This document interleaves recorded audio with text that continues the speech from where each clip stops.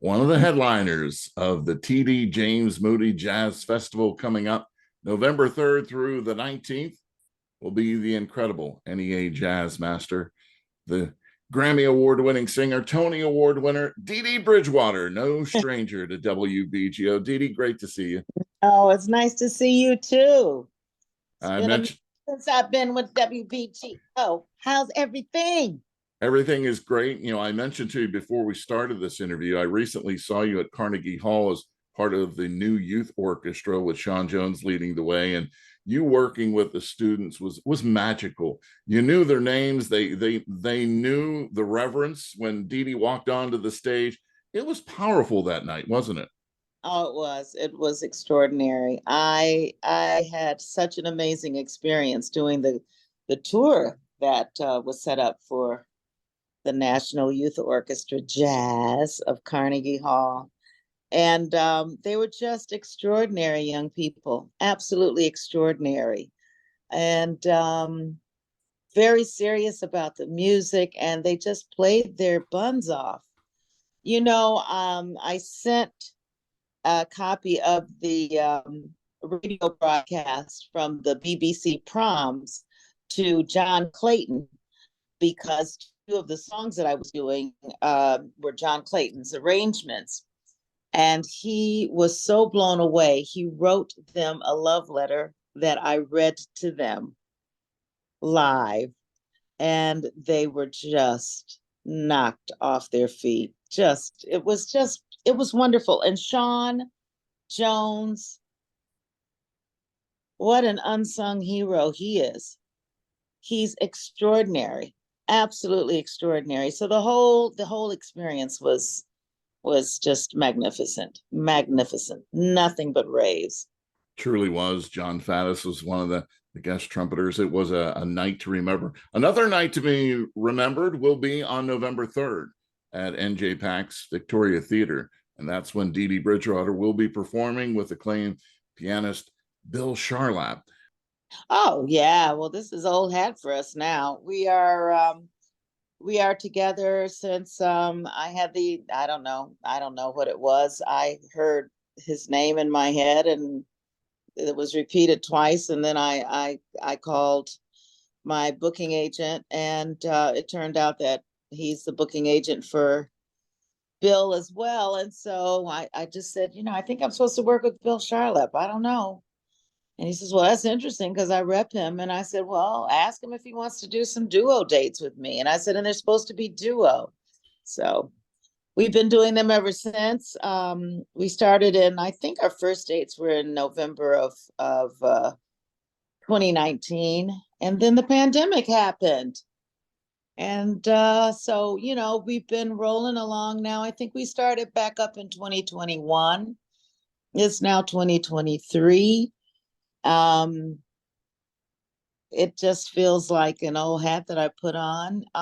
We are quite comfortable with each other, and I think we have something quite special with this duo, and the way that we do it, because it's really a musical collaboration and equal parts voice and piano, and an interesting vocabulary is developing, I'd say, between the two of us.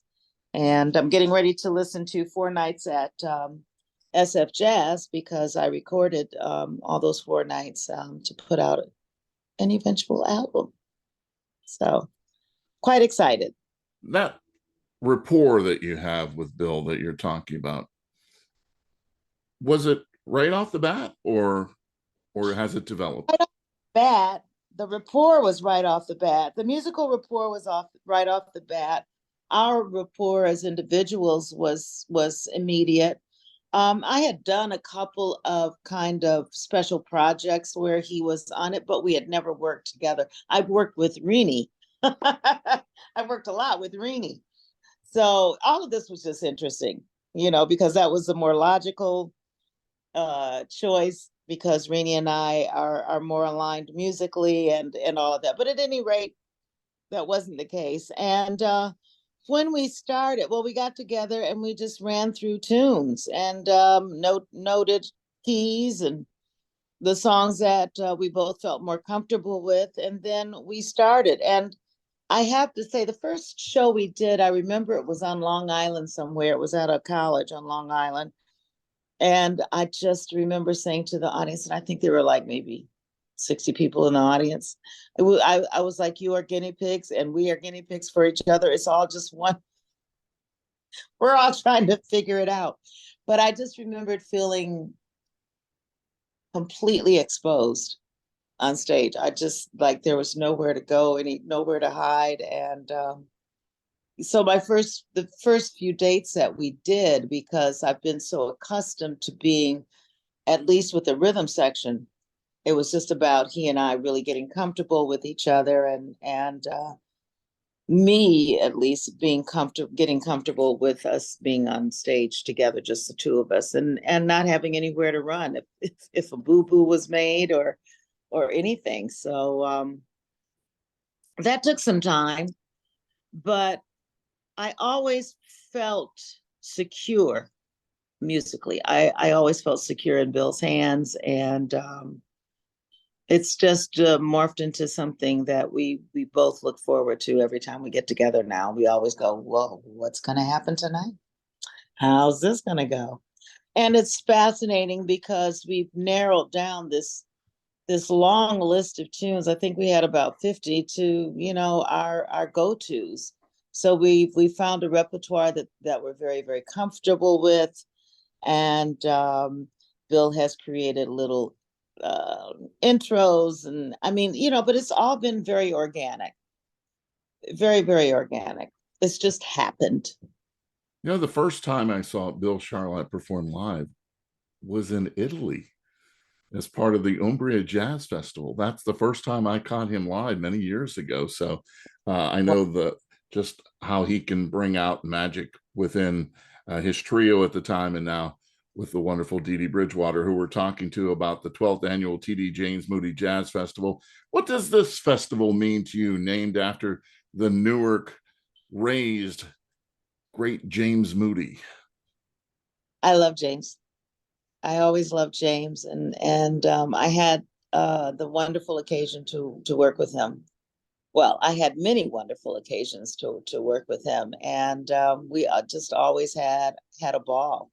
I love Linda. I was in San Diego and hooked up with Linda, and I try and keep in touch with Linda, so I know what's going on in her world, and because we developed such a fond relationship.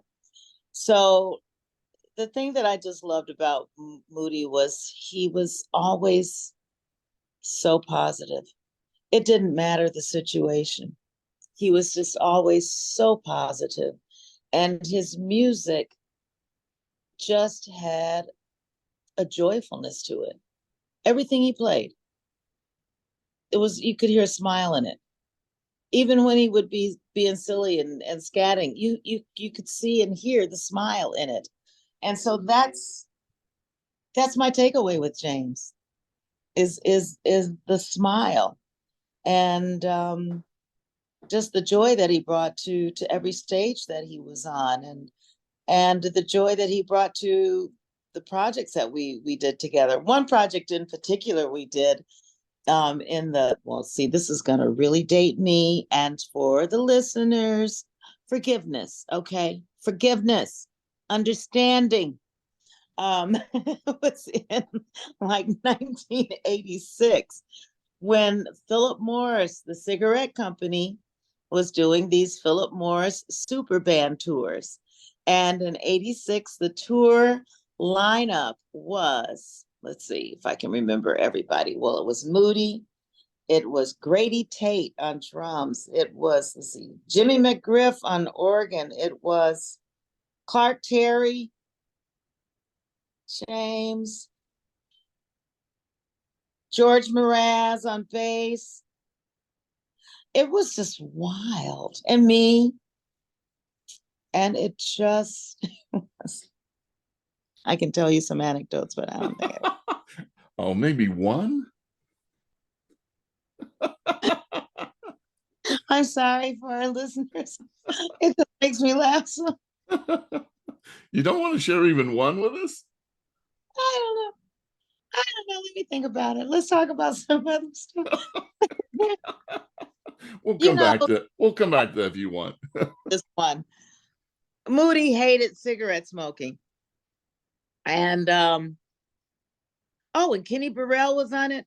Wait a minute. Ooh, see, it's all coming back. And it seems like we were in Osaka, and we were getting on a bus, and there was a giant cigarette, blow up cigarette that was outside of a little convenience store next to the hotel entrance. And I think it was Johnny Gary, because Johnny Gary was our road manager. And Johnny Gary went and bought this inflatable cigarette and put it on our bus. Because James Moody always liked to sit in the back of the bus. And so we were all sitting on the bus. And for some reason, James was late. And so James comes on the bus and he's walking to the back, and then he kind of looks up from saying hello to all of us. And he sees this giant inflatable cigarette. He goes, okay, Johnny Gary, that's not funny. Because that kind of slight lisp. Oh my God. And I just fell out. I fell out because he was so serious. And it was like the first time we saw him like really serious. He was so mad. And I just fell out laughing. And he was like, Dee Dee Bridgewater, that's not funny either. I'm sorry. No, that's a great story. I mean, what a way! That's a great way to celebrate the Moody Festival with a wonderful story like that. We love it. I love him. You know, James for me is part of a dying generation of men and gentlemen and legends in the jazz music that they don't come this way anymore. You know, with all of that knowledge and with the stature, the gentlemanliness, the warmth, the caring, the humor, besides all of the musical knowledge, I'm speaking about the individual, these individuals, they were from his era, from that generation. For me, they were such gentlemen, and they were all so caring with me.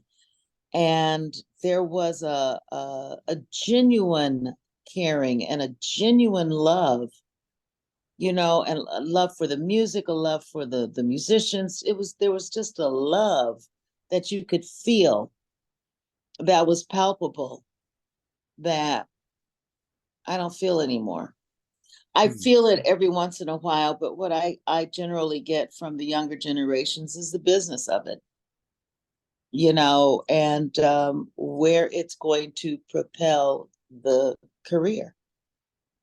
And not so much genuine love and wanting to work with people just to work with people, but if I record with that artist, oh, that's going to help me because that artist is at another level. That so it's a lot of business, and a lot of the warmth, I think, has gone out of the industry. That kind of warmth.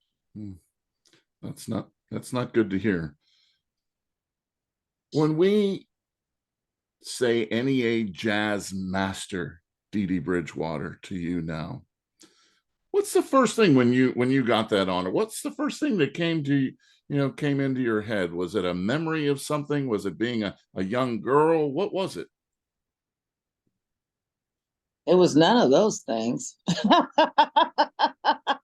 It was, I remember when it happened. I was in DC for the International Jazz Day that we did at the White House during Obama's second. Well, it was towards the end of his second term. So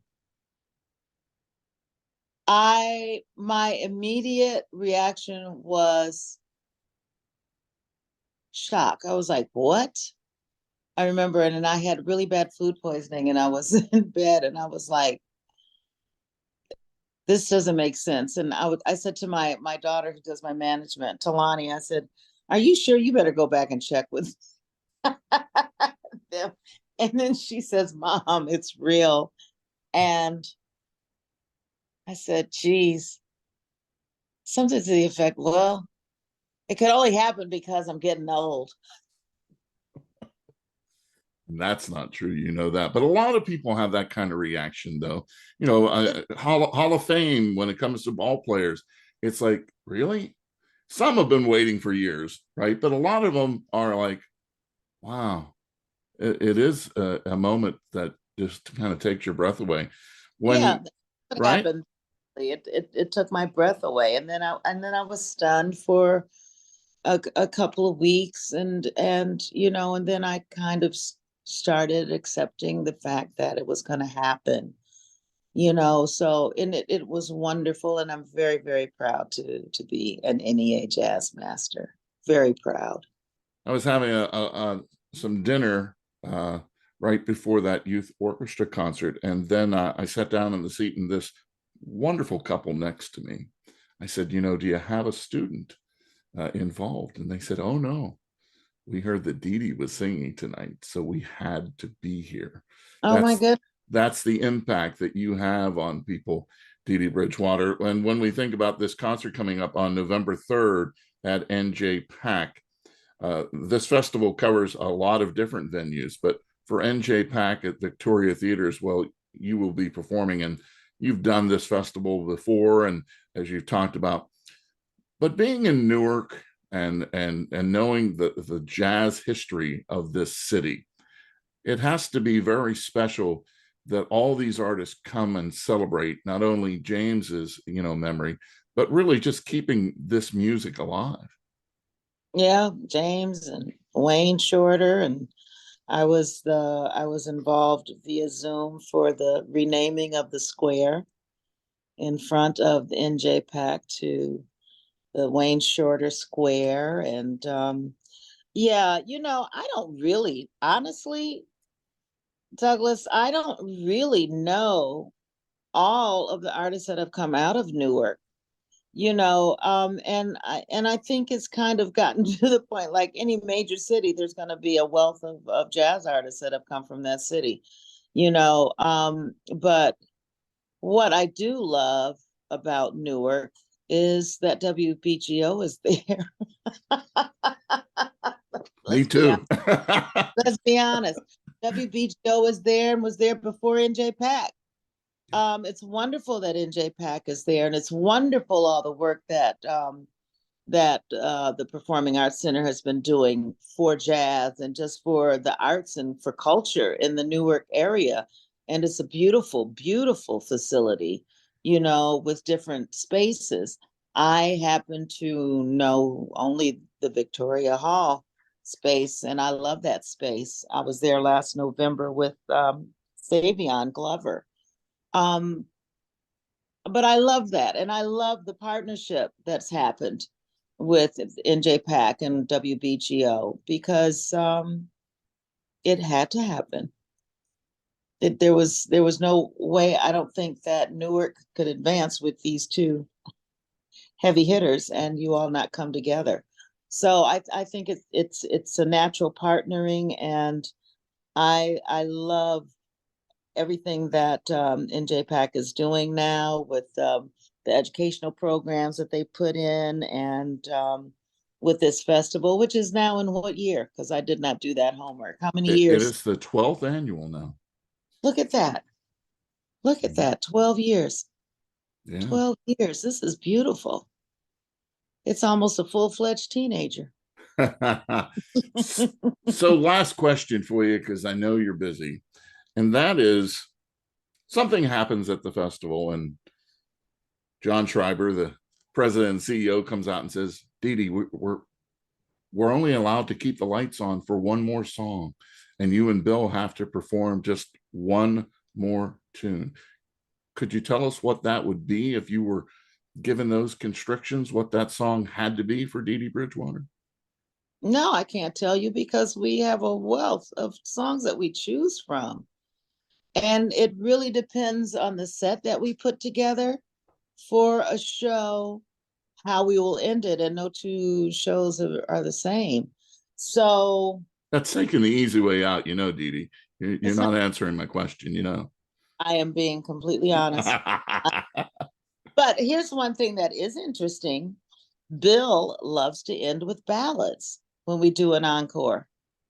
And I'm like, Bill, I want to send him out that way. And he's like, oh, but Dee Dee. And Bill is so convincing. Bill could charm a snake. Bill is so convincing that I go, okay, Bill, and then we do the ballads. So we have been, when we've done encores, which is usually every time, but when we've done an encore, it's generally been a ballad, which goes so against the way that I love to end shows.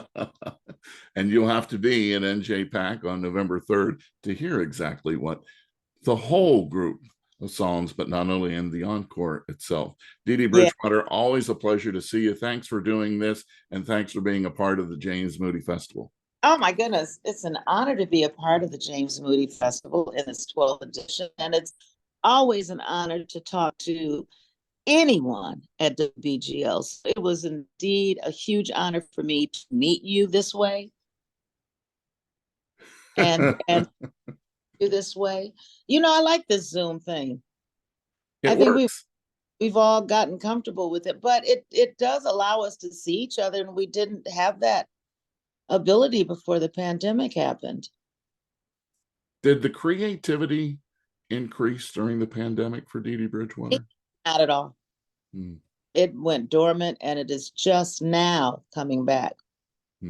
Yeah, my creativity went dormant. I was impressed with all these people that were doing albums during the pandemic and finding ideas and having stuff to say. For me, the pandemic was one of the best things that happened to me, though, because I was able to sit in my house for a year.